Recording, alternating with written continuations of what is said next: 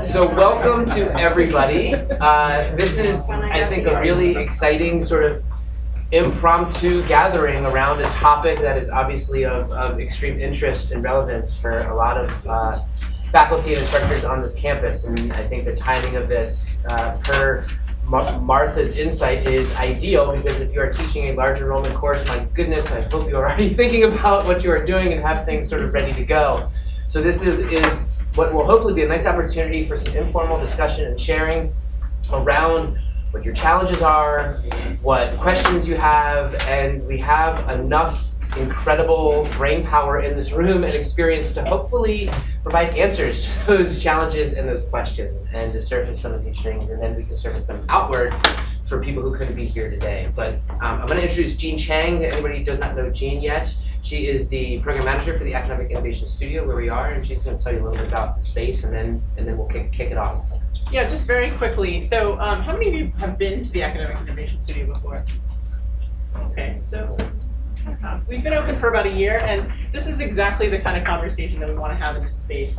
You know, bringing together people from all parts of campus with questions, with answers, to connect to one another. And you know, we have staff here as well as faculty, and the idea is to kind of listen and help each other out and just sort of move all of us forward. So I just wanted to put a plug in for the AS and the programs that we do. We have a website and a mailing list if you're interested in more programs. And we do workshops and trainings, we have service out here, so there's a lot of information. A couple of housekeeping notes. We got a number of requests to record this, so we are documenting it. We will not make it widely available, so you should feel comfortable, you know, with whatever you want to say. It can be kept private.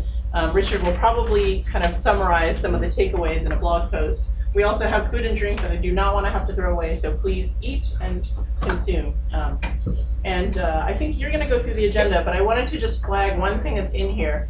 Since there are a lot of ideas and resources and tools, I created a Google spreadsheet so we can just have it as a living document. The link is there, we'll post it. But if you have things that you want to contribute to it, by all means do. So I'm just going to give you a quick preview of it, which is, you know, there's a tab for just sort of general best practices and that kind of thing. Examples and ideas of specific ways that people are, you know, designing their classes, tools, and then just miscellaneous. So, great. That reminds me, I think I know almost everybody here, but to introduce myself, my name is Richard Freistadt. I work in the Center for Teaching and Learning. Let's start this off. And so I think a really simple way to get us going is let's go around the room, give us your name, your department, the enrollment ranges that you're typically dealing with in your courses, or which courses have prompted you to come here today, and what you're hoping to get out of today, whether it's sharing your expertise or whether there's a driving question or issue. And let's name all of that, and then let's jump right into the discussion and conversation. So I'm going to start right here on my left with John. Okay, I'm John De Niro in computer science. I teach intro computer science, which got big, so it has a lot of people now. 1850 right now. Oh my God. And somehow I'm also slated to teach data science, which has like 830. But yeah, I'm here because I think I've been convinced it's possible to have like a pleasant experience in a really large class, and so, but I'm sure it could be much better, so I just hope to learn about that. We can all share. Thanks, John. I'm Martha Olney from Economics. I teach Econ 1, which this semester will have 720 students in it, and we are back in Wheeler. Where were you before? What was the Hertz Hall, the music recital room. Oh. Everybody could hear, all right? John. I'm Noah Whitman. I work for ETS, manage teaching and learning services, so that includes P courses, clickers, grade scope, Turnitin, lots of tools to support teaching and learning at scale. And one of the things, I'm here, and along with me, my colleagues, primarily to listen, but I did want you to know that we think a lot about large courses. And we get together with our peers at other large research universities and talk about some of the challenges we face, and did so recently at a large conference, and have some slides and some information to share sort of related to that, if that's relevant. Yeah, I'm Miles McGinn. I'm on the Teaching and Learning Services team with Noah Hands and course evaluations and grade scope going on. I'm Margaret Beatty, I'm an MCB, and my small near pittance of classes, there are only 120 to 150 students. But I'm actually very curious about getting more engagement and learning how to try to, beyond eye clickers and little assignments, try to have more engagement in the classes. So I get to put more. So yes. I also teach an upper div that's like 120, Oh, which for me is small. Yeah. So, and I can talk about ways to do engagement. Daphne Noble, also with ETS, and my current is in our customer experience group, thinking about how to provide our services. So here to this. Bob Lloyd in the mathematics department. I sometimes teach 1A or 1B calculus to 200 or 300 students, but not this year. Any driving questions or concerns, Bob? Not right now. Okay, good. Steve Andrews, Earth and Planetary Science. Our class size is around 300. I'm interested in more hands-on engagement and things that do not involve iClicker or iClicker technology, because that has been a complete failure in my experience. Let's go to the back and then we'll come back to Michael. Yeah. John a lot of math. Our class is up to 400. Just want to learn some tricks.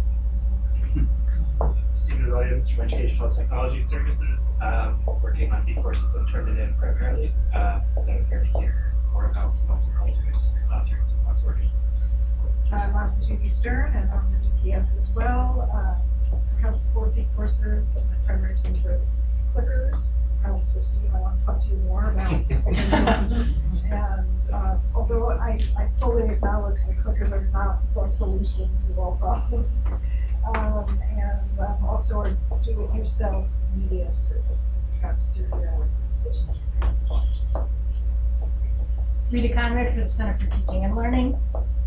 I'm also from Center for Teaching and Learning. My name is Yukiko Watanabe, and I specialize in student learning outcomes assessment. Michael here, Golden School. I teach classes between 30 and 90 with an occasional outlier of 2.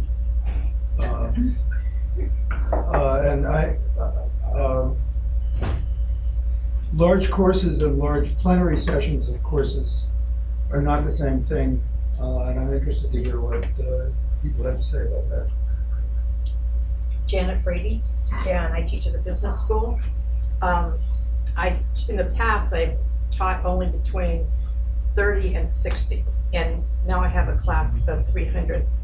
And I have this incredible anxiety about what to do about it, which is why I contacted the SUSTAIN team. So I'm looking forward to just sucking up all the knowledge that everyone's had teaching these humongous classes. Are you in Anderson Auditorium, or whatever it's called? Do you know what room you're teaching? Anderson, yeah. Okay. You should put in the deck, because there's special issues around that. Okay. Great. It has like a balcony section where the students feel disconnected from everybody else. Good. Owen McGrath with BTS. I oversee the groups that do the design for AV technology and also the in-person support. So the Ezras, the Tim Kopches of the world. And we also do the course capture piece and video overflow. So there are some courses that don't fit in a large auditorium, so they might be either live or recorded overflow for those. Louis Feldman, I'm in plant microbial biology. I teach Bio 1B, which has about 700 students. And I'm here to address really 2 questions. One is I'd like to know what the consequences are of doing away with the webcast. I'd like to see what people's opinions might be. And secondly, I also do faculty merit cases, and I'm noticing that the evaluations now are falling down terrifically as far as the participation rate of the students, and those students who do participate seem to be the ones who have a grudge rather than. So I'd like to discuss strategies perhaps for increasing the student participation in evaluation. I'm Linda von Hona. I'm the director of the Graduate Student Instructor of the GSI Teaching and Resource Center. You may have seen my recent post on TeachNet. Each spring we offer a workshop for graduate students looking sort of toward being future faculty on how to teach large courses. Marty and Lou have given presentations on that. And we also have worked since the mid-1990s, a great deal with faculty on how to work well with GSIs. And in fact, we've created documents based on input from GSIs and faculty that can be of great use, I think, to anyone teaching with GSIs. So my hope is that, this information and these strategies that we haven't developed, but we've gathered from all of you in some ways over the years, that those can be of use to a larger audience. And I'm also really interested simply in hearing about how people are teaching large courses right now. And so I'm interested in the discussion. I'm Brent Boltz. I'm the admin and enrollment coordinator for Biology 1B. I work with Professor Feldman during the spring, and we, of course, have a very large course that we do, and we have a whole staff that sort of deals with different components of this course. And so we're all interested to hear how other people or other topics are addressed. We have our own sort of working experience, but it's always great to find ways to make it easy. I'm Tammy Mao. I'm in integrated biology, and I'm the instruction manager. So I work with everybody here on in particular Bio 1B at over 700 students in the fall, but also other large upper division lecture courses. And I help try and get faculty in our department to try new things and present things to them. So I'm a behind the scenes kind of person. Let's finish up back end of the background. Yeah. I'm Joshua Povich, and I work in Biology 1B too, and mostly deal with academic student concerns and running the labs and working with. We're going to have 33 GSIs and lecturers for lab sections in the fall, so helping manage them. And we're doing a lot of work around thinking about how we can change our simulcast course, which is now in 3 rooms or 3 or 4 rooms at 8 in the morning, and how we can make that kind of lecture more engaging. We have webcasts as well. We're thinking about active learning, Strauss boys, and lots of different things. And I'm Jules Winters, also on the Biology 1B behind the scenes team. And as Joshua mentioned, 700 students, 33 GSIs that we're trying to support, and we're trying to have some more active learning activities within the lecture with that many students. One thing we've tried just to throw out there so far is learning catalytics, which is similar to iClicker, but it's provided by Pearson, so we have some experience there in trying to integrate and see what's going to work best and have some new ideas. Ryan. I'm Brian Powers, and I teach in sociology. My largest class these days is maybe 130, 140, but I used to teach up to 350. I've always been committed to incorporating projects that sort of structure students' learning over the course of the semester, and that can be challenging with big groups, but at least with a smaller size, 140, it's a little more manageable. But I'm here to hear what other people's experiences have been. I am Tiffany Page, and I teach International Area Studies and Sociology, and my largest class this semester is somewhere between 120 and 150. I teach in the same departments that Tiffany teaches in, International Area Studies and Sociology, and my International Area Studies classes tend to be small, right? And the sociology ones that I have tend to be about 100 to 130, 40, something like that. My name is Pete Daly, I'm School of Public Health, and I guess what brought me here is I have filled in teaching a class of 200 undergraduates in microbiology, and I might, and I have not right now, but I might have a chance of taking over and kind of reimagining and redesigning the class the way I want to do it in fall of 2018, so I'm looking for some ideas. Then the other thing is I guest lecture a lot in classes, right? Obviously, and I'm not controlling things of 60 and 80, but would like some ideas of when you're in a guest lecture to engage things. You don't have a lot of control. I'm Charlotte Smith, pardon me, in the School of Public Health.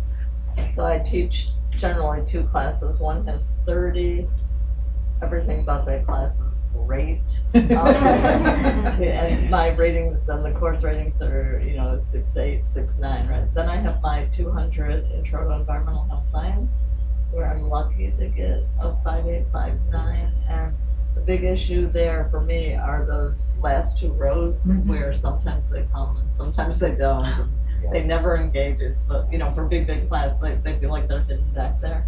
Even though I memorized the names from the roster photos, all that. Anyway, I need help with that. And then the other thing that I'm interested in that's going to come up is this no screen policy. I've instituted that in the big class, but I'm really interested, especially for these big classes, what other professors are doing with the allowing or not allowing notes on laptops. Great. So let's sort of just kick this off, and I think there's several different areas to play with, but one that seems to be the most common is engagement, right? And so if I could just put the initial sort of framing of the question out there, for those of you that feel like you have some really good experience in this area, how have you approached scaling up engagement from a class of 30, 20, 50 to 130 to 700 to 1200? What has your approach been like? What was that process of scaling engagement? Please. So in the upper division class, that had 120 in it, I was in VLSB, so one of the rooms where they're bolted down seats, but they're in columns. And I also was taught the same class in LeConte, which has a similar setup, right? And so most days, not necessarily every day, I would have at some point in the class, there would be something that could be done in groups of 3. So it could be a brainstorming, it could be a mathy thing to apply something we've just done. It was a variety of different things.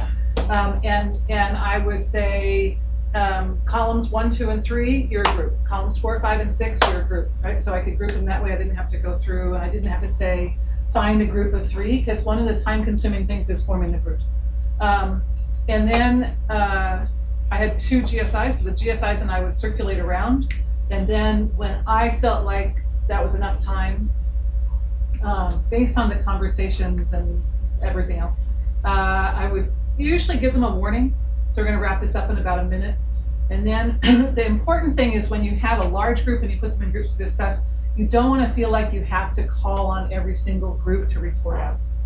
So I would vary who I asked to report out. So sometimes I would go to the back of the room and I would have the group to the back report out. And I would go back there and I would tell them, you're going to be the first group to report out. And they would say, oh shit. But because I had the same problem, right? The back 2 rows were the ones that were just kicking back and not doing anything. So when they were in groups, then I could go back there, I could engage them, and I could say, I'm going to call on y'all first to report out. I had a little sheet that I gave, I had a little sheet that we gave each group that I stole from, I think, my son's school, that had 4 different roles. So recorder, reporter, prompter, something else, I forget what they are. And used those for the students to write your names on, everybody in the group, put your name in one of these boxes, and then we would collect those, and that's how I would record who had participated that day. And also then they knew who in the group was going to be responsible for reporting out. And it wouldn't just be, I'd look at the group and say, Lewis, what did your group come up with? It'd be like, Lewis, who's the reporter in your group? And I would typically, I'd have a sense of what I wanted to hear in reporting out, and I would call on 1 or 2 or 3 or 4 groups, depending upon how that piece was going, and then say, does anybody else have something burning they want to add that nobody has addressed yet? And usually people were like, nah. And sometimes they would add something. And that, I felt like that worked really well. I did it too many times the last time I taught the course. So I tried to do it every session. That was too much. It would have been better if I had done it, I think, on average about 60% of the sessions. But I did feel like it got them more engaged with the material. I made sure that at least one of the prompts that I gave them showed up on the midterm. And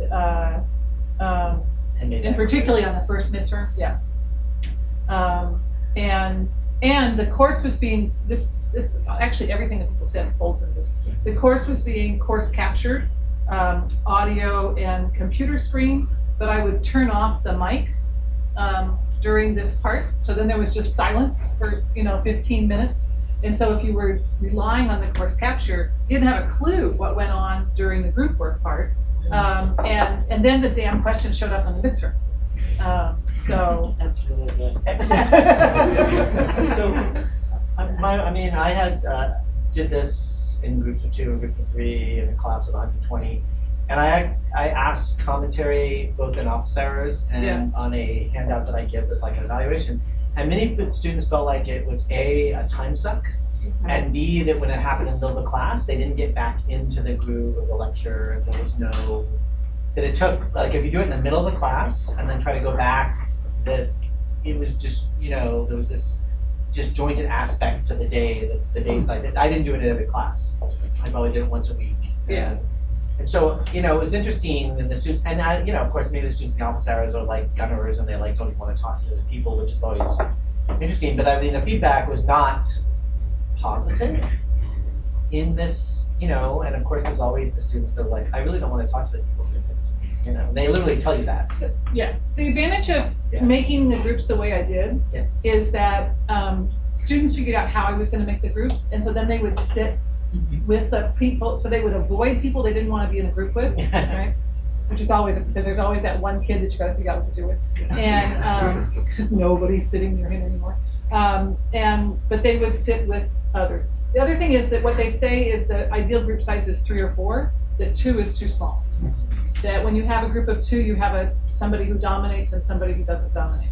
And so it tends to be one talker and 1 listener.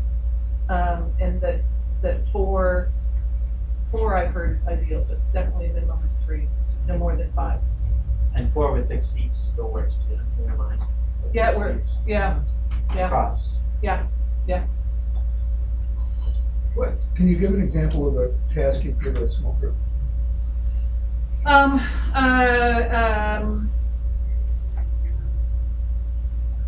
Based on the reading for today, what are factors that you think, what are factors that should influence fertility?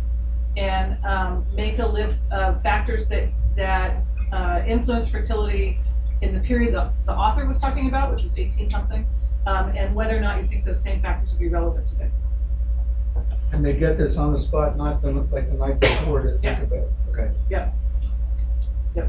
Martha, can I ask you an aside question to this? Because No, it's coming. Follow up. Yes. So this is not, you're not posing a controversy that they need to settle, or here are 2 conflicting views about X. No, because I'm which going is right, to get this wrapped up in 10 minutes tops. Okay. So it's a way to engage. I want them to be moving their mouths and engaging with the material, and not just taking notes. But I don't feel like they need to resolve it. So the challenge is, how many things can you think of on this imaginary list of factors, and can you put them in the right boxes? And then I'll walk around the room and I'll say, hey, the most important part of that is which factors from the 1800s are still applicable today. Okay. So my question is, you just talked about some examples of how you've done scaled engagement using small groups. Now, I've come and seen you teach where you scaled engagement where the entire group of 800 was doing the same thing together, and I wonder if you could talk a little bit about how you come up with those types of things and how they sort of logistically worked. Because you had to use your GSIs, that was a whole class operation. Do you know what I'm talking about? No. So she was, I don't remember the economic principle you were teaching. That's okay. But all 800 students got a sheet of paper that told them who they were, a certain role or now. Okay, so go, please. Okay. So in the Econ 1 class, there's a whole lot of background. In the Econ 1 class, I have exercise. Everybody gets an exercise as they walk in every day. And it's a series of 3 to 6 questions that they should be able to answer by the end of the class. And they have to fill it out and take it to the next GSI section and just show that they've done it, and then they get credit for it. Nobody grades it. I just told the GSIs, have them hold it up and make sure there's some writing on the page. And the writing could be, I hate doing this shit, I hate doing this shit. And then they self-grade because the answers to the previous day are on the back. The day that you're talking about, the handout that they received actually there were 30 different handouts. So there weren't 800 different handouts, there were 30 different handouts, which I had done with the mail merge program. And it was an exercise where we were going to think about the ways in which one person's spending affects another person's income. And so everybody each piece of paper had an occupation, had an industry, had an occupation, had a salary, had a saving rate, take-home pay, and then they were supposed to allocate their spending amongst 9 boxes. And so, which it turns out to be the most complicated part for sophomores because they have no clue how much rent is. I don't know. How much can you get rent's like what, $100 a month?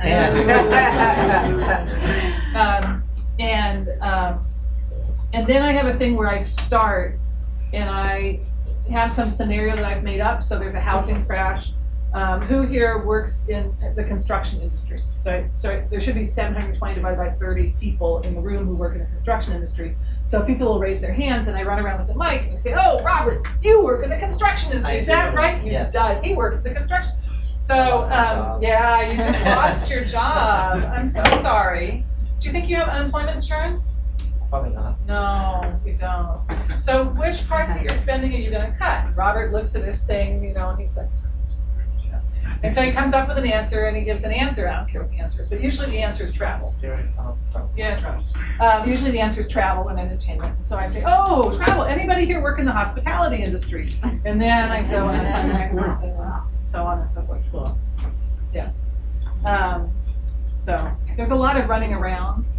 There's you have to be a bit of an actor, I think. Yeah, you have to be willing to embrace the actor part.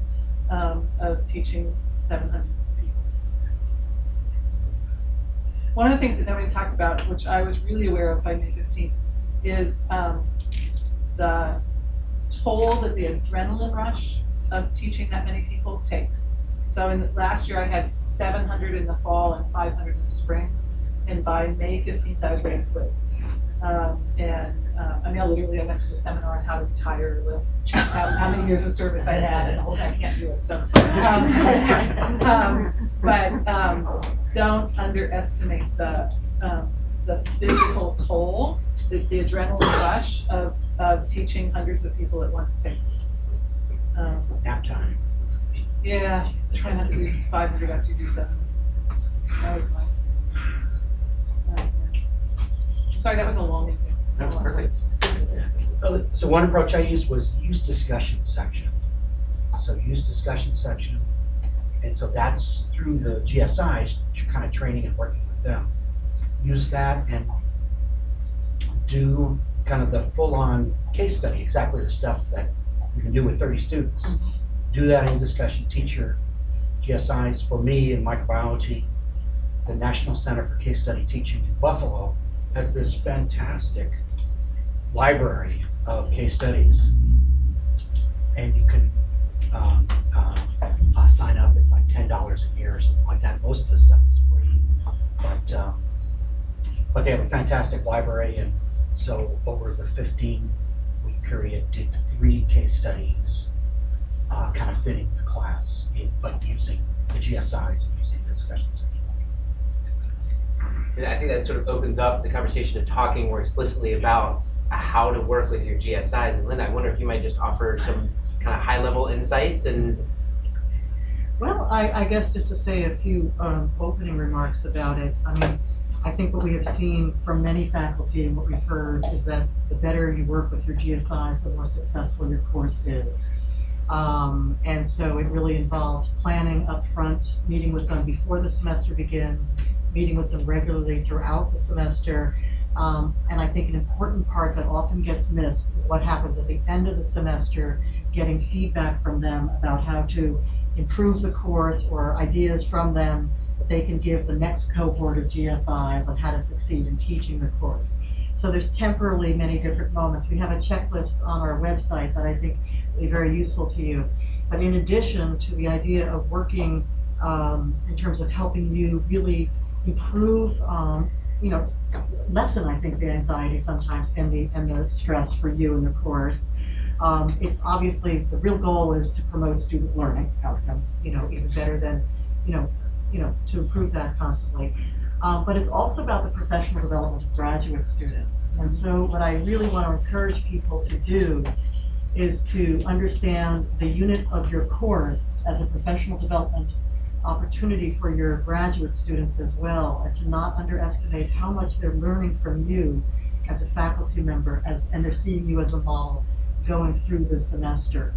Now, I just want to mention, and a lot of this, as I said, a lot of specific techniques, and these have been culled, as I said, from all of the wonderful faculty on campus who have done great work with GSIs, but also from the GSIs. So sometimes you don't hear directly from the GSIs about what they think good mentoring looks like from faculty in the context of a course. But we've got it all collected for you, and so if you don't have that conversation, these things can be a guide.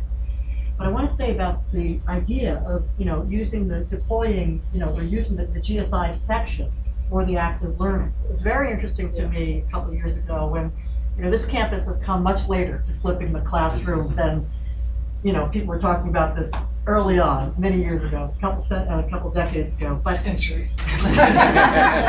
Well, and actually, many classes naturally by themselves have been constructed as a way to flip the learning, because those people who have students do something at home and then bring it to the classroom and use the classroom space for something they could not do alone.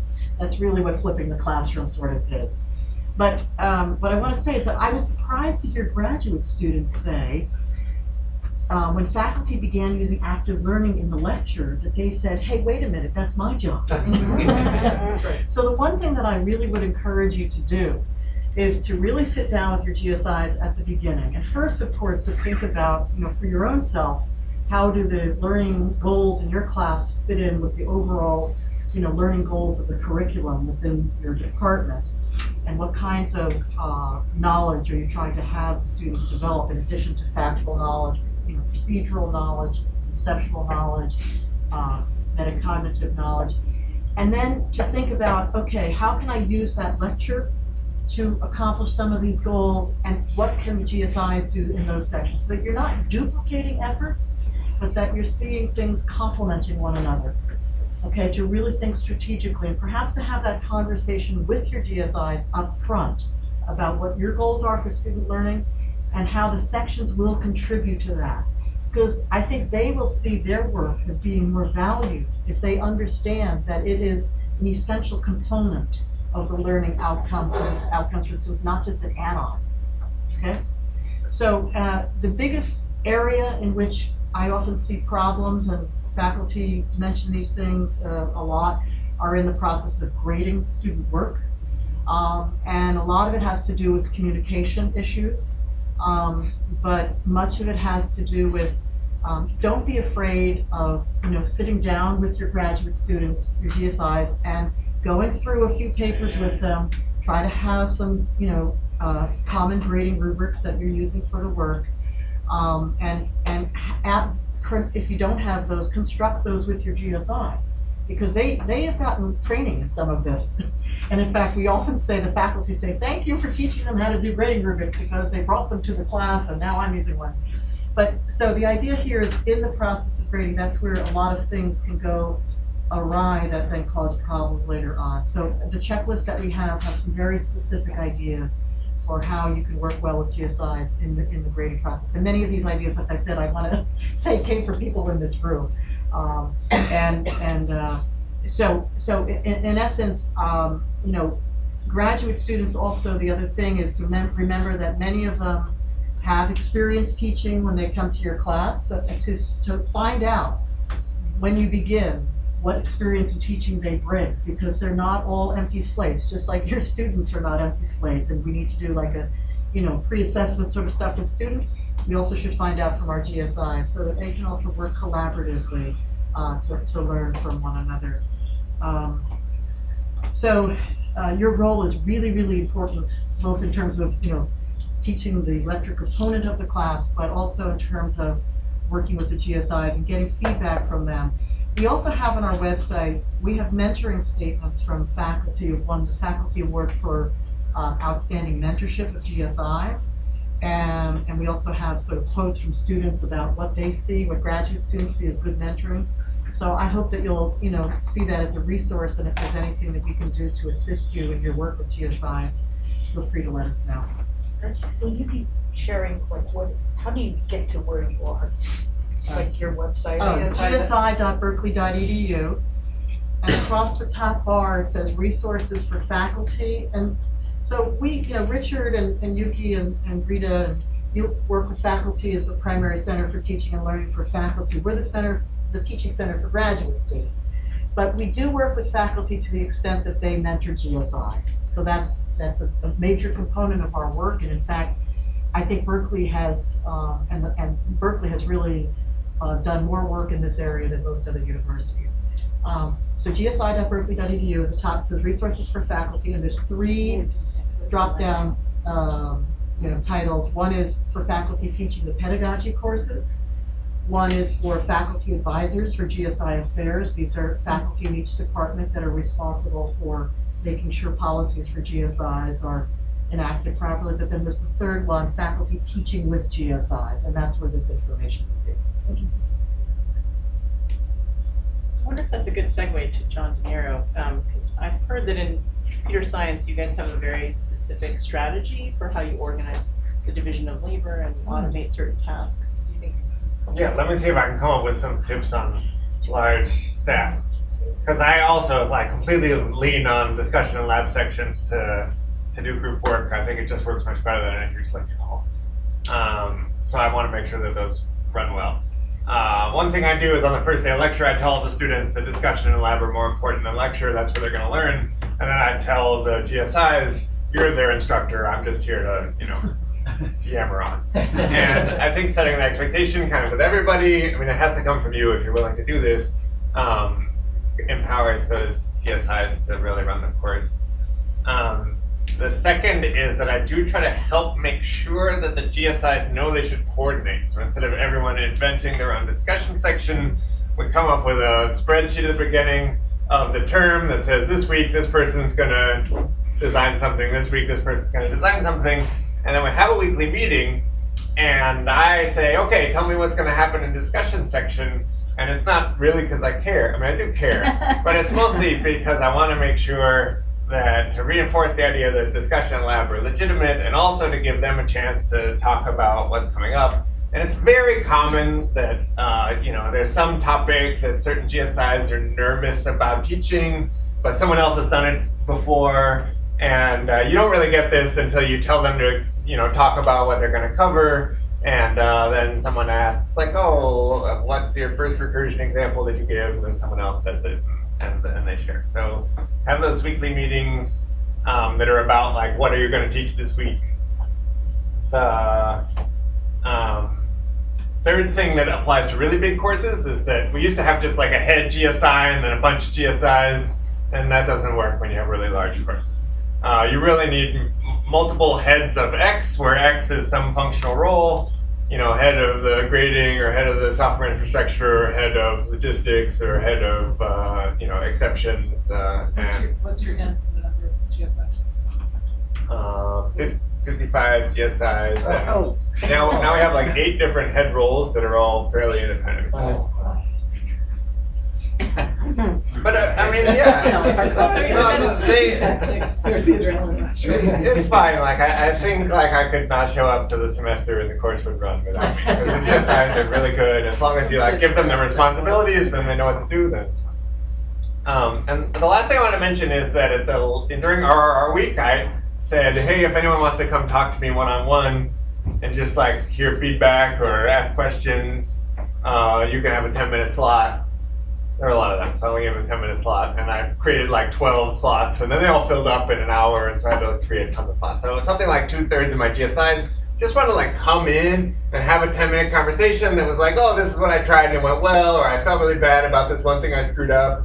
I say, you're forgiven. Don't ever do it again. Yeah. So these really short meetings, it's hard to mentor a big staff all the time, but at least do it once. So what if you're at the other end of the spectrum and all you have is yourself? You have no UTAs, you have no GSIs, and you have a class of 300 plus, and you have to be everything. How does that happen? Yeah, how does that happen? It does happen. I live it. Yeah. So, No readers? Doesn't matter how it happens. Yeah, I mean, I guess one thing I recommend is that I don't try to scale things that don't scale. So like if I'm just trying to like have classroom engagement, I'll do a little 2-minute, you know, here's a question, talk to your neighbor, which is not maybe the most effective, but at least it always works and gets them moving their mouths. Because they're not going to do, I don't think they're going to do a deep thought exercise. I mean, you can do it, but I don't know how to get them to like really think deeply about something. So I guess I just kind of do my best with the resources. That's a crap answer. that seems awfully unsatisfying, because that's more, I mean, I value what I teach. I'm looking for the critical thinking, the bigger solve the problem stuff, not give me some regurgitation of a factoid I could look up. Yeah. So if I have to reduce my large scale of teaching to that, then why teach it? It's kind of what I'm thinking. So peer grading works really well if you're in a pinch and you need like people to read each other. There's a lack of integrity with, I've tried that before, and I see with each advance in year that there's less and less integrity in terms of the honesty of students in evaluating their own work and being critical of others' work. I think they're honest if it doesn't count. Like if it's just for participation, then they seem to give direct feedback, and if it's really their grade, that's an issue. But sorry, yeah. No, I think that, I mean, certainly our colleagues at CSU face this all the time, right? And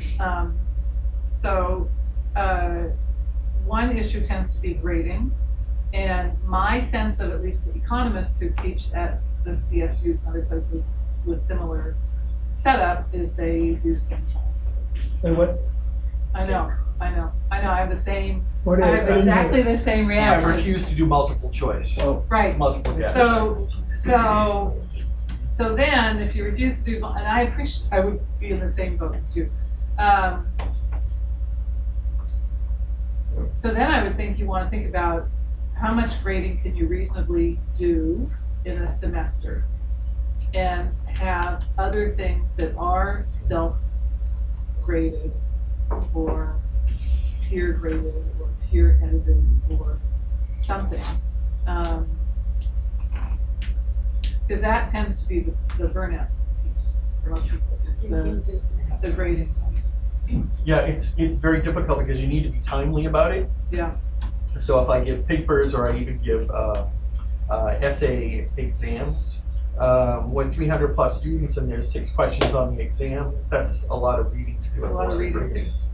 And so, you know, it could take, if I did it right, 2 months to grade an exam. Well, that's not acceptable. Right. So they expect you to get it back the next class after they took the exam. Everything is that immediate. So there's some, what I want to hear from folks is what kind of balancing things are there, aside from going to Scantron and multiple choice, which I will not do. Yeah. Or have everything be clicker because that hasn't been successful. Are the questions that you ask on your exams, are there quantitative questions where you could say, make sure you put your answer in this box here, and then it makes it faster to mark? Yeah, when I've done some of the things online, that has its ups and downside to it. But generally I'm looking for them to take a bunch of material content and connect the dots and solve a problem. So I'm giving them scenarios to address as part of the exam. You don't get out of here and go and answer multiple choice questions as a job. Yeah. You have to solve problems. I don't think anybody's going to argue with you about That evils gets back to and grade scope, right? Where you can have keywords you look for. Well, Have you I'm used not grade using scope? environmental Have you used grade Have scope? you tried grade scope or looked into it? I mean, that wouldn't be a bad thing to have a workshop on. Is how to use grade scope and because I've had grade scope. What is grade scope? Can you There will be a workshop on grade scope in this room on September 28th. Oh, really? At what time? What So you scan all your exams and then you grade them. Wasn't it created by a Berkeley person? Yeah. Berkeley student? We wanted to come today, he couldn't make it. Oh, okay. What department are you in where you have no resources for? Earth and planetary science. So did you ask about a reader in lieu of a GSI? I would just raise hell in my department because that should be a reader. position, several reader positions. I mean, it should be, but I'm not in charge of the budget. But And you so can- when the department says they don't have the money, and it's whether, well, do you want to teach or not teach? I mean, they'll find a body to do it, I'm sure. But I mean, that's not really the point, right? I mean, there are resource limitations. If I have to do it myself, I need to figure out a way that's going to You're being asked to do something that's unreasonable, so. Yeah. Well, I don't know. I haven't determined that that's unreasonable. I think there's, I've done it. It may not be fulfilling in the way that I'd like it to be, but it can certainly, I've done it.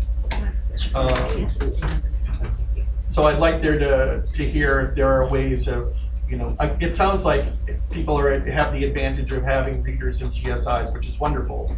But I don't think necessarily all departments are as well endowed. They're looking at Gradescope, it has been does facilitate grading much more quickly by just clicking on boxes and it's set up in a standard rubric. So it can go much faster, but still 200 or 300 by yourself, multiple questions, that's challenging. Yeah, and I create a rubric for all the It stops you from having to write anything on all the exams, so they get feedback, so. And it counts up all the points Yeah. for you. Yeah, And it's you safe. import it. Very smooth. And the GSIs are much quicker than we are. Okay. I was gonna say, I don't know if this is a relevant example, but there's a history professor, Stephanie Jones-Rogers, who did a panel here last spring. And she has, I think, 150 in her class and doesn't have much support. And she sort of separates assignments that are about critical thinking and reflection from assessment of those assignments. So what she does is have them write a lot of feedback papers and generate questions that she then customizes or tailors her lectures around. But she's very selective about which of those things she grades, so that she's making them do the work of reflecting and thinking, but she's lowering the burden on herself. And because they don't know which things are going to get graded, they have to do all the work. So there might be time-saving strategies like that to separate those two. Right, it's like, they have to do this and do it, so checked off. Yeah, and you never know whether you're going to get homework. dinged because you didn't, and she can see which ones are turned in, but in terms of which ones she actually reads, she tells everybody there's 3 I'm going to read, but you got to do all of them. But you tell them which they are. No, it's random. The students Everybody never know gets what picked. questions. Yeah, I do the same So- thing to save my grader and GSI time, where like I have a 10-question thing, and 4 of the questions actually count, but the student, they have to And you answer don't all know which 10, ones. but 3 and 4 really count. And then if they don't answer all 10, so like a grade And they lose a 4. point, then they lose a point for like missing a question. They grade 4, but if any of them are missing, then they don't. Yeah, for her, That's they're what I do. weekly reflection papers. Yeah. And then she's also forcing them into a habit of, digesting the content and reflecting it back and having to generate questions out of that. So this is Gradescope. It's currently free. I don't understand what their business plan is, but probably there's. We have a license now? We have a can say more about that, Okay. And so was I supposed to log on in a different way now that we have a license, or no? Not yet. Okay. Okay. So we used it last spring in 100B. One of the downsides to it was that on my midterms, I shuffle the order of the questions. So there's 3 versions, and it's pages 1, 2, 3, 4, and then version 2 is page 2, 3, 4, 1. Right. And Gradescope isn't able to deal with that, so we had to have 3 different assignments. So when you see here, the GSIs know how to use this better. So here it's like midterm 1, version 2, and version 3, because they were 3 different sets. And so I had a head GSI, and she was entering the rubric. And so just pretend you don't see the student's name. So then the head GSI takes all the exams and scans them. So our printer is a scanner, the copier.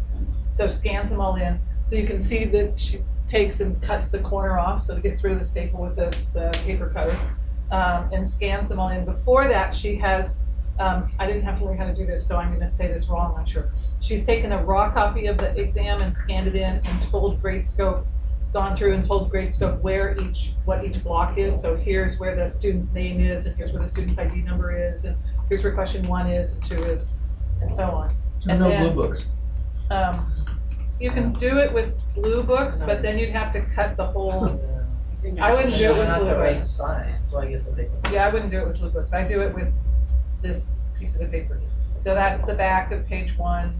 And here comes the first page of questions. And so here's question 1. And so the little box says question 1 is supposed to be in that blue box. And then over here was a rubric that she had typed in. And then the GSIs can edit the rubric. So they can say, so here on a math problem, for instance, they can go through, so here's question 2. They could go through on the math problem and I always encourage them to like figure out what the wrong answers are, right? And so they could have over here on the rubric, they could say, oh, the right answer was k over y equals 8. If they wound up with k over y equals 6, it's because they made this problem. And so that's only going to be worth this many points. And then so then you just look at it and you go over here and you click on the rubric, how many points that student should get. You can add comments somehow. I don't know how. Down below. If you're in the grading view, you might be in this view. Yeah. Over to the left and click on grading. Up, down, second from the bottom, the blue check. Blue check. The second from the bottom, blue check it. Yeah. And then pick a student again and go back in. Or pick one of your things to grade, question to grade. Yeah. And now pick a student. That's an example. And on the right, scroll down. You have a place to add a comment at the bottom. There you go. Provide comment specific to this submission, which I don't want to do because if I write something here, will it be automatically saved? Yeah. So I don't want to do anything. And then the other piece is then we don't have to hand back the tests because the students are able to access this, so it saves that time. So the alphabetizing time, the adding points up time, so which all adds up to 300 tests when you're doing it yourself. So that's a little like speed grader in courses, which I do. This is much better than the speed grader. Just saying. Speed grader doesn't really handle this scenario of multiple elements within a page. Yeah. So that's grade scope. And if you're writing a lot, the applied previously used comment can be very helpful. So you just put the boilerplate response in there. There. So here's comments that other GSIs had written. And so they would go down and they'd say, oh, yeah, I like this one. So they're going to grab that comment. The other thing I've heard many faculty who use this comment positively about it in terms of a time saver is when you're going through this volume of exams, and at some point, 3/4 of the way through, you realize I don't want to grade this one this way. I actually want to change it and give a point back for that. It automates that process, so you don't have to go back through the first 250 that you've already graded. It'll automatically make that change. So you decided, oh, I should have 5 on the definition and 2 on the numerical example. You do it, boom, it's done for the whole 3/4. Read the business. Yeah. Well, I think there's other analytics too in terms of comparing sort of the scores for different GSIs and being able to change those ratings. So the instructor has another level of kind of analytics and tweaking. Which I will learn at the workshop in September because I decided something. No, I don't know. I hadn't heard. I was going to log out. That's fine. I haven't discovered anything about. You can get a nice report to see how everybody who graded, but I haven't seen anything where you can adjust based on grader or anything finesse in that way. I've gone back and said, oh, it looks like a lot of the ones that this person graded were kind of off the mark, and then re-looked at them, but nothing systematic. Oh, you had to do it individually? Yeah, I just made a spreadsheet. I found them. I went back. Ann Berger is the one who told us about it, and she said there's a way that she just does kind of these. Like a badge. Well, exactly. Certain adjustments that kind of carry across. And is it easy enough to have what I always do is have one GSI grade all of the same page? Yes. So This makes it much grade- easier to that's do easier that to do in because grade school. because there's not physical copies of the test floating you around. have to separate them and put You them have to back together. separate them, and you had to That's make what I sure, want. like, okay, you're gonna grade question 1, but then when you're done, you need to get the whole Yeah, stack. exactly. No, so you can do question 2, So, and then some of if them I are always have the lost. same GSI, I always grade all of the same questions. Yeah. So Well, and that's the other strategy that I've heard is that for newer GSIs, you have them grade like the easy questions, and then more experienced GSIs, you target the more difficult. Yeah, no, absolutely. And We're some people trying- just know the subjects better. We're experimenting with that right now. I just released midterm 3, and for the summer, and we're going to try the regrade out tool on there too. So there's also an option for students to ask for a regrade and submit a comment, and it can send you an email supposedly when they submit one and it. So my Right. GSIs Works really cautioned against using the regrade request on GradeScope because they felt like it was too easy. Yeah. That you want you want a certain threshold. I'm trying it with 169 before we think about it for 750 for the Yeah. columns, but up until now I've had them, they had to go by the GSI first and then Yeah. send an email, but then I'd have to manage all this email, so I'm hoping maybe a hybrid system would work. I always make them right. So John said he's done this and it's worked well. How did? There's like a long history of discouraging students from asking for free grades, but I think the goal should actually be to grade everyone's test correctly. And it turns out when this thing manages all your email, then there's almost no downside to just turning it on and dealing with all the emails that come in, because they don't even come to you, they come to all your staff. I mean, I know it's not everyone has that advantage, but turn that on. I guess the other thing I'd say is like in a 1,000-person class, I usually have one that asks for a regrade on every problem, and I tell them, don't, and then they never do it again. So it's not like I have a big problem that someone asks for regrades on everything. It's like a one at a time. Yeah, well, I think it's because of the incentives within econ. So. Yeah, Mike. This is a little sideways to the conversation, but I just want the record to record that Laszlo Bach says that grades tell Google nothing about probable success at Google. Not Safeway, Google. And I don't think we think nearly, I mean, I was just blown away when I learned that. And he didn't make it up, right? He said now that Google is big, we have a lot of data, and so we love data, and we dive into data and look at who does well, badly, and so on. Factor that tells us nothing is college grades, we just ignore it now. Can you convince the medical schools and the Yes, graduate schools? right. Grad schools, convince them, then the students. I understand, but I mean, there's like, there's two questions. One of them Every is, med school dean will tell you that Are we- grades mean everything. So this are we is doing it right? unfortunate. So I think And- that's another conversation for another day. Yeah, The I just wanted opportunity to, having that you know, we spend a lot of conversation time now on is it. pretty high. So who asked about course capture and whether or not to use, was that people did. Lou was one. about whether or not to have course capture?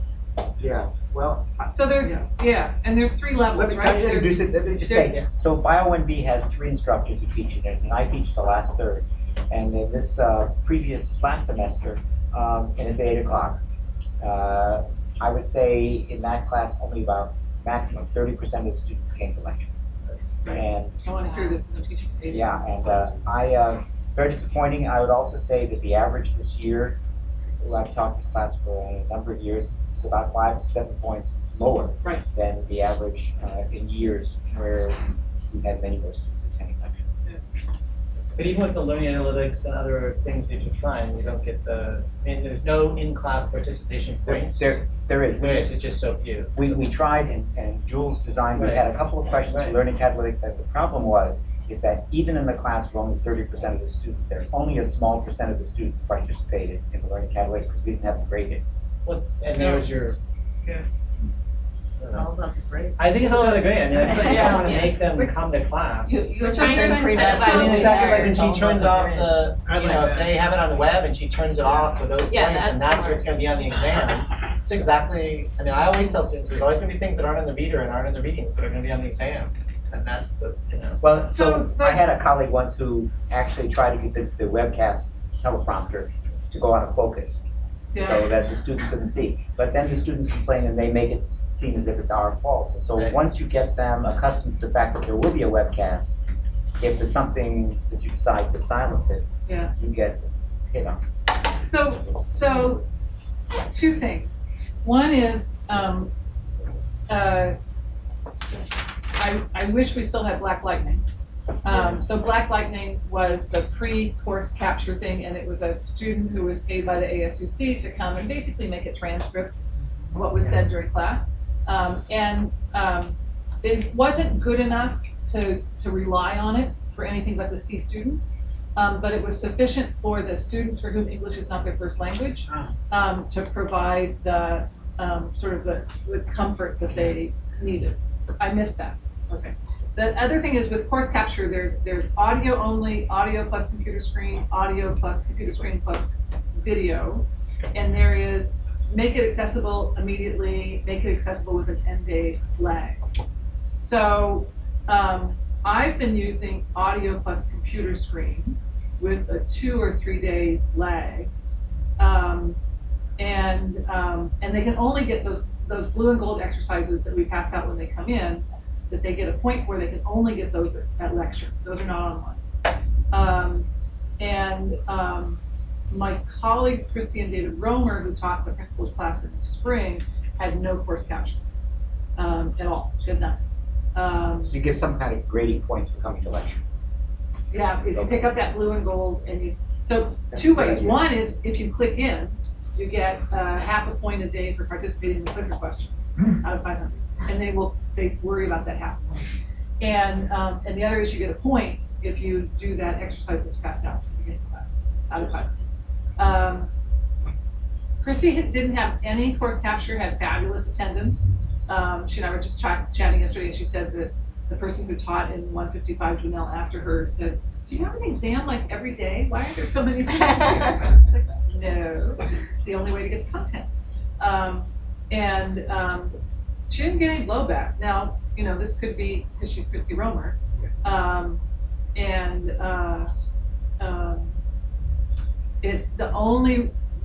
worried because I'm teaching at 8 a.m.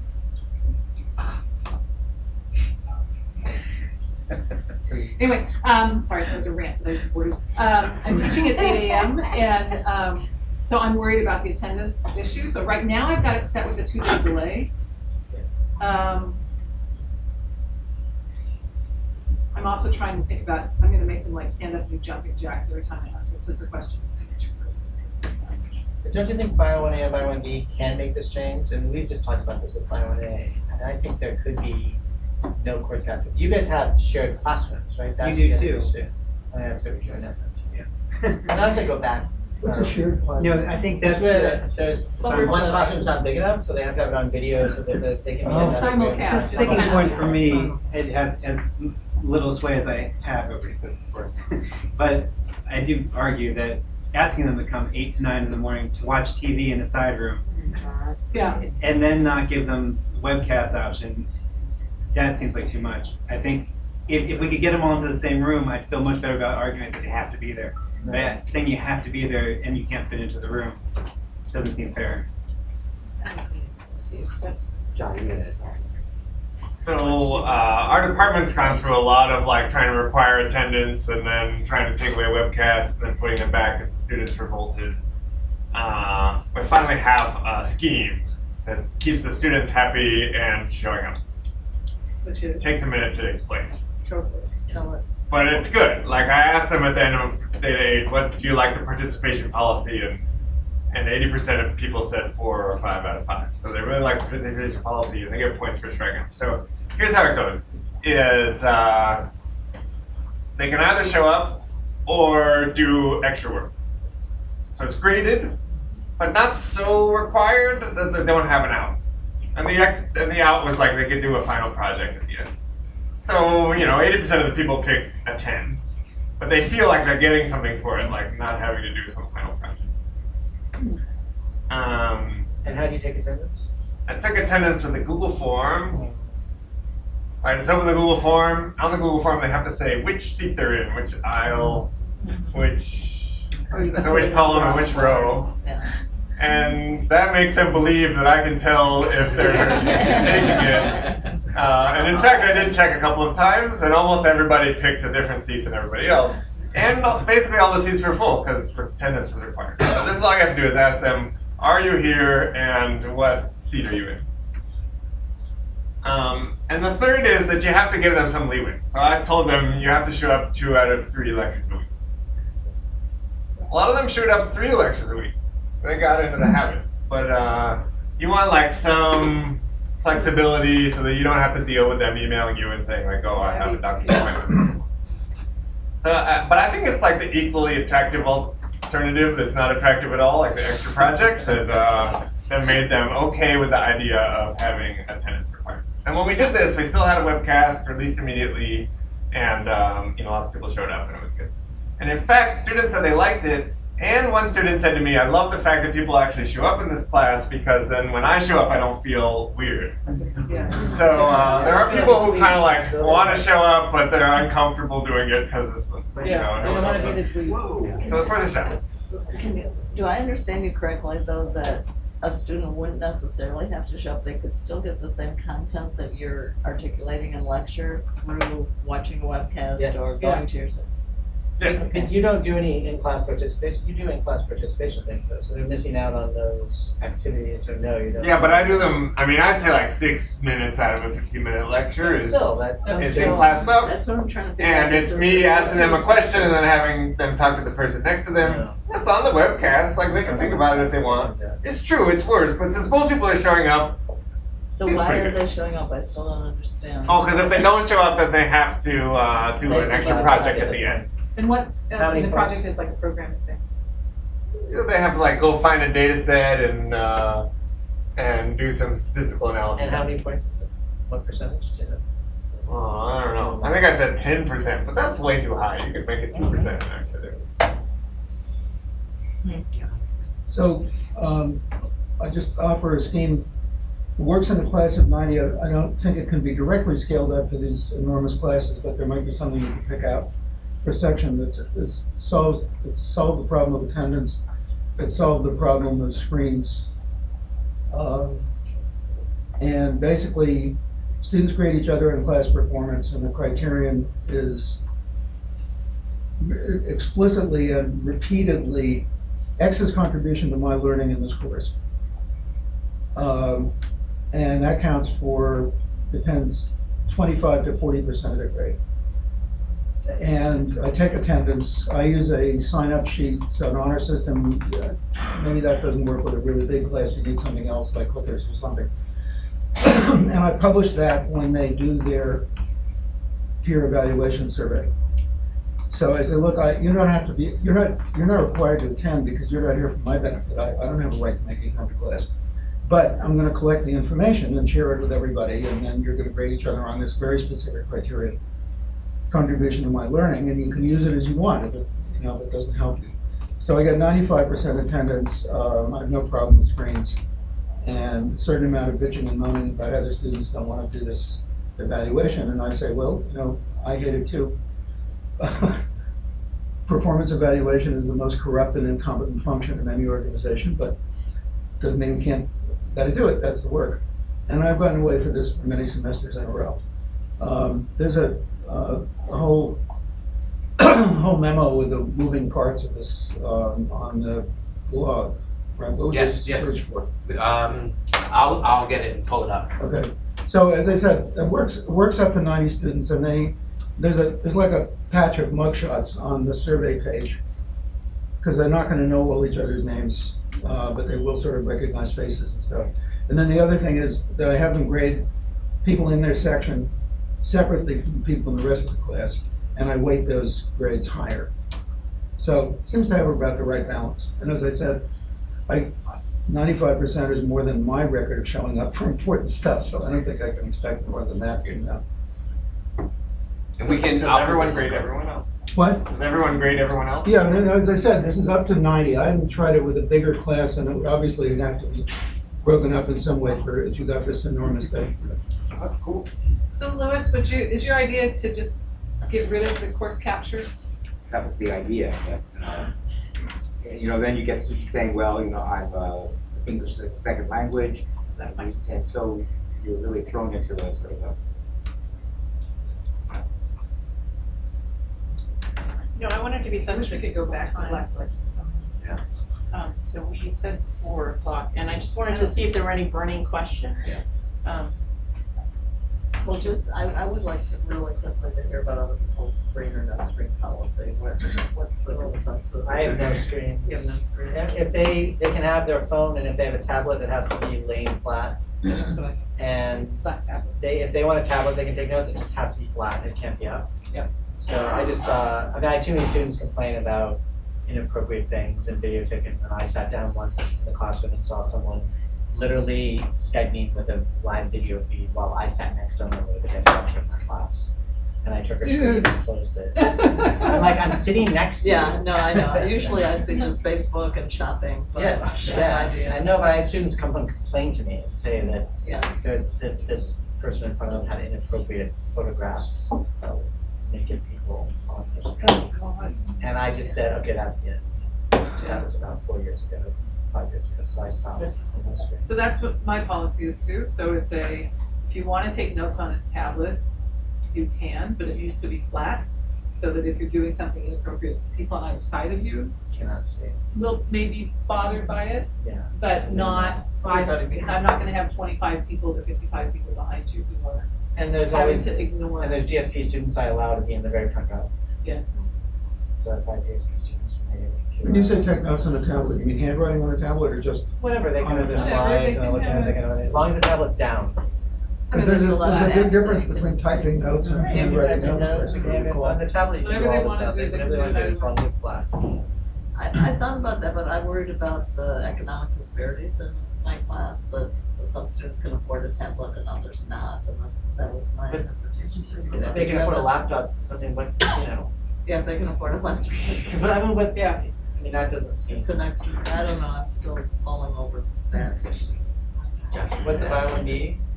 What? Does buy one B have a policy? We don't restrict people from using any devices. We're feeling, in lab, I said no devices. You're here to participate and focus on, so, but we've given a little ground on that too, because some people do use the e-text, but and that's supposed to be their primary resource, is using the textbook, and I think it's just where we are.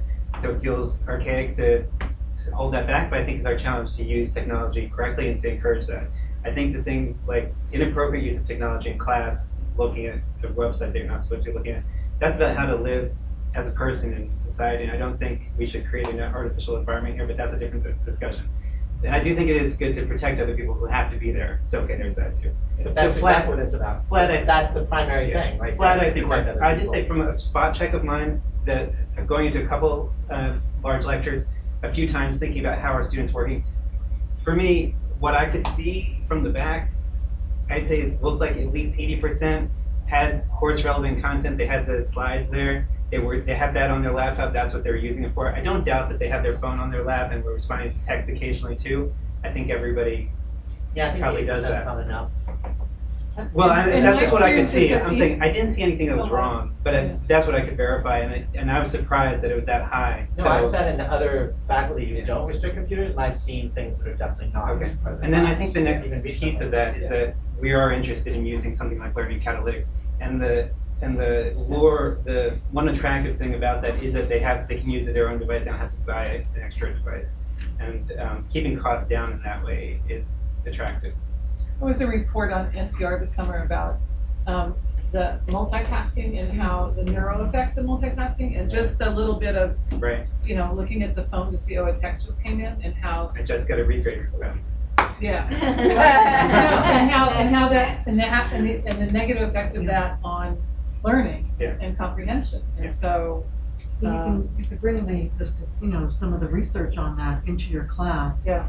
And present that to the I've done students as a way to show them That's why day one. you're having a no laptop policy. I'm also, Sylvia what I'm gonna Bunching mention has this a- year, my son is 19, he's starting his sophomore year, and at his job this summer, which was working at one of the local camps, kids camps. I mean, what did he get disciplined for in the first or second week was being on his phone too much. It's like, so, here's like, when you're in the workplace, you can't be sitting there texting all the time while you're supposed to be in a meeting or taking care of somebody's kids. We actually just finished in the Chronicle of Higher Education a series this summer by a faculty member from, I want to say, Assumption College, titled The Distracted Classroom. And it's really? on all of this, and he brings in the research and talks about different examples. I'll add Can that you to share that? Yeah. the Yes. list here. Very, very good series of pieces. That was in Chronicle of Higher. Yep. There's also a video by, a talk by Sylvia Bunching, which some of you might know about. She had given it at the new orientation for new GSIs. And she has a lot of research there that's quite compelling, that she shows her students at the beginning of class, beginning of every course, to get them sort of to buy into some of the things that she's doing and to see the connection to learning. I say that simply because I know that often local, your peers here on campus are people that you're interested in and really respect. So I know there's only a few minutes left, but I'd like to hear from somebody that has had a good experience with iClicker. And what is so fabulous about it? I use iClickers. I ask lots of different kinds of questions. In a 50-minute class, I ask anywhere from 4 to 8 questions. The students get a half a point a day if they answer more than half the questions. It doesn't matter if their answer is correct or incorrect. The advantages for me are multiple. One is it has eliminated my DF tail because students are getting immediate feedback that they don't understand the material. And otherwise what I had was the students who thought they understood the material until they took the midterm, and then they got 27 out of 100 and didn't understand that they didn't understand until they took the midterm. So I have Fs in my class who are people who didn't take the exam, the final exam, but I no longer have those students that were at that lower tail of the distribution.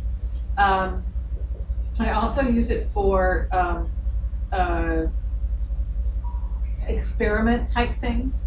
So trying to illustrate in economics, I want to illustrate to the students that if we say on average people spend 35 cents out of every additional dollar of income, what does that mean? And so I'll have a little thing where I'll say, suppose you have extra income and how much of it would you spend in a month, and there's specific numbers there, and they get to click in, and then I calculate for the class as a whole what's the average here, and then of course the question is, so did anybody answer this number? No, they didn't, because it wasn't one of the options, right? But I'm able to show that what we mean when we talk about an average for the economy as a whole is that there's going to be some people's behavior like this and some people's behavior like that, and it averages out to this other thing. That has been really powerful, and students have said that was so cool because I really didn't understand. They don't get the whole, like, on average this is how people behave thing doesn't mean this is what everybody does. I also use it for just-in-time teaching, so that if I ask a question and typically the percentage correct on the question winds up being about the mean on the midterm. So, you know, if I get a 72% correct, I go with that because that's going to I'm going to have like a 72 mean on the midterm. But if I ask a question and I get a 40% correct, I double back. And so I'll start with talk to the people next to you and see if we can come to consensus. If that doesn't move it, I stop the poll, I reteach the concept. I'll say this one is not correct, then I'll ask it again until I get at least up to my 70%. So all of those reasons. What about things like I bought my iClicker, 3 years ago. I'm only counting 20 out of this. Upgrades We've got and 26 clickable days, and the most you can count are 20. Don't cry for me. Yeah. Well, they cry. Oh, I know, I know. Mike, yeah, So just briefly, for me, the classic, the most important function of iClickers is to demonstrate to the class that there's diversity of views on something interested in. Yeah. So Yeah. if I were teaching your course, I would probably ask, is Pluto a planet? Yeah. And then I'd get a histogram, and half the class would say yes and half would say no. So, it seems to be different views. Break up into groups of 5, discuss this, come up with an answer, and then we'll talk about it again. That's the classic application. It really works with that. What happened when you said it was a disaster? What happened? When they all try to respond, it crashes a lot. At least in Stanley 105, that happened to me continuously. Well, that doesn't happen. I get rights. Your With iClicker? Yeah, when it went to actually display the data, it would like show all these tabulations going, and then you don't get a histogram at the end, or it just craps out, it just stops, and everybody's wondering what's happening, when are we going to get Are you up with the latest version of that? So that's. Yeah, I That's have never the happened. I had, so I had one version. semester when there was new iClicker software. Yeah, that was really buggy. But otherwise, I've used it for I think 7 years now, and I only had that 1 month worth of I'm going to throw this thing against the wall. Yeah. Yeah. Well, I That must have did been throw it the against the semester. wall. Yeah. Has anybody had to work with cell phones yet? The Bio people did. They had- This network learning analytics is or no? Yeah, it's I learning didn't hear the analytics. question. The cell phone. Yeah, so learning analytics, you can use a device. You can also, for iClicker, through the Reef software that's associated with it, the students can participate with a phone or a Wi-Fi enabled device. But the big 2 cents I have for learning catalytics, besides the use of the device that doesn't cost them anything, is you can expand beyond multiple choice. So we haven't asked really any multiple choice questions. It's mostly graphing, short answer, you can make a heat map, you can select different regions of the world where there's certain climates, for example, or You can even have them upload their own pictures. How are you doing today with different smiley faces, whatever. So that's where I think between that and Top Hat is another example of one that has that feature. I'm sure there's more, but I think really moving from multiple choice, as you're saying earlier, is if you want to have an engaging activity, that's really where we're getting the students to start to synthesize some information and really share their input, and you can still get cumulative results to show them as an output of them as a group, so they can see where they stand. You can get like a whole bunch of graphs on top of each other. All the graphs overlay on top of each other, so you can see. Yep, it shows them right away. What is You can this send again? it to their What is device this even. It's that one's called Learning Catalytics. But that's linked to your It's textbook? linked. It's linked to our So it's not textbook free. in Pearson. No. Wait. So It's that's not that's additional cost. It's not an additional cost, but our textbook but you have to have the How much textbook. if it doesn't have our textbook? textbook's required anyway. It's $12 a semester. How much does the textbook cost? If you don't have the How much bundle, does the textbook cost? it's $129 for students, and it's required by 2 classes. So they're using it across the year. And we probably wouldn't require it if 1A didn't require it, so we're leaning on that. But I will say that ETS is kind of looking at all these advanced systems and trying to figure out, how we can move forward without giving up what we already have. And iClicker actually does have a system that also allows for a variety of question types. Not that we've decided on that, but we'll kind of be looking at all these systems. Something also, I'm sure you're thinking about it, but in terms of getting faculty to use it or be excited about it, which I think is very important for getting students to actually participate if you're not giving out a bunch of points as well, but that probably was needed. Just as the interface for the faculty as well. And I think things like Red Hat have had a lot of positive, Top Hat have had a lot of positive feedback, and I don't know how Clicker is with that, but the interfaces are very different, and I think that plays a big part in adoption. What is Top Hat going on here? It's a Another competitor to iClicker. Oh, it's one of these. So I have a question. The 2 years ago, Virginia Tech has a conference that they run every July, which is a regional draw conference that brought 150 people, which is about teaching large enrollment classes. So that was a day, and I think it was a day long. It was either a day. I think it was a day long conference. It was a day long conference, and then there were additional workshops you could sign up for the next day. So you're gonna put one on the next year? Well, that's my kind of question: is that whether or not we should push Richard to consider doing something similar. It needs to be earlier because people need it to be in July in order to be useful for planning. But whether or not we could be part of a larger conversation that includes SF State, because the problems you're confronting are problems that Cal State Hayward and SF State and so on had, and they said large is whatever you think large is. So if you're accustomed to teaching 12 and now you're facing 32 and you're anxious about it, come to the conference. So is that a? I mean, I would say at the very least, we can definitely host other discussions like this, and if you have specific topics that you want us to address, one that seems like a good one would be looking at different audience response systems and how they're being used. I don't know if there's others. We do that. We have a Yeah, group there's that a meets user twice a group. year that does that. There's a user group. But I think something broader. Yeah. Well, George came Yeah. last time. I mean, it'd be great to have Learning Catalytics and Top Hat discussed along with iClickers, make it all of the above. I mean, I think that there are so many things that we didn't have time to touch on. An hour and a half is not enough. We didn't talk at all about logistics. Yes. We didn't talk about, what you should wear, which I think matters more for women and people of color than it does for the white guys. We didn't talk at all about what rules you want to set for your classroom and classroom management. We didn't talk at all about what to do with and not just the students that come and whine, but the students that come and are ready to throw themselves out the window. Because if you're teaching 700 students, a problem that affects 1% of your student body is 7 students who are going to come in and say, I'm sorry, I missed the midterm, I was in the hospital because I attempted to commit suicide. We didn't talk about any of that, and those are important parts of teaching large enrollment classes. And we didn't talk about classroom architecture. We did not talk about classroom Which is the cheapest architecture, input to which we all learning. can control. And the one we're least invested in. So obviously what I'm hearing is at the very least, what we're gonna do is have more of these discussions throughout this academic year. So look for more posts on TeachNet about the next time we all can sit together to start addressing all of these topics and more that come up across the year. And I think it's also a really exciting idea to think about how we partner with some other institutions in the area and think about pulling everybody together over the summer to have some larger conversations. Maybe a DSP. Absolutely. Yes. Oh, yeah. Yes. Yeah. Yes. Yeah. Just one quick comment. It's true. So this is so broad and there are so many things like logistics, architecture, all that.